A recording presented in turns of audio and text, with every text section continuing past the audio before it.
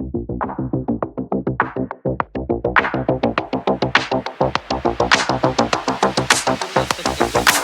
हो ना, वही आपका मीन है।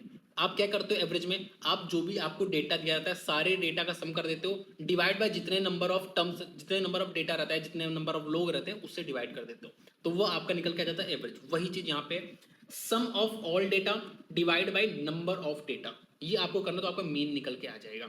मीडियन क्या होता है, मीडियन सिंपली जो आपका मिडिल टर्म होता है, जो बीच में होता है, जो वही आपका मीडियन होता है, जो बीच वाला टर्म है।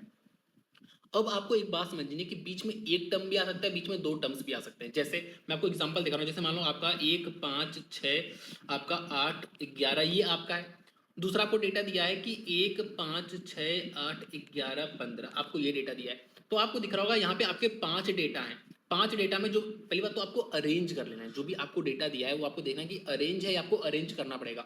उसको आप अरेंज कर लोगे, असेंडिंग में करो चाहे डिसेंडिंग में करो, ठीक है, बढ़ते क्रम में करो चाहे घटते क्रम में करो। जब आपने उसको अरेंज कर लिया फिर आपको बीच वाला टर्म देखना है। तो आपको दिख रहा है यहाँ पे आपको बीच में सिर्फ एक डेटा दिख रहा है 6, यही आपका मीडियन है। यहाँ पे आपको दो डेटा दिख रहा है ये दोनों, ठीक है, तो ये दोनों का आपको एवरेज लेना है, मतलब इन दोनों को सम कर दो डिवाइड बाई 2 कर दो, तो आपका यहाँ पे कितना आ जाएगा, आपका आ जाएगा 7। तो इस केस में आपका मीडियन ये हो जाएगा, इस केस में आपका मीडियन ये हो जाएगा।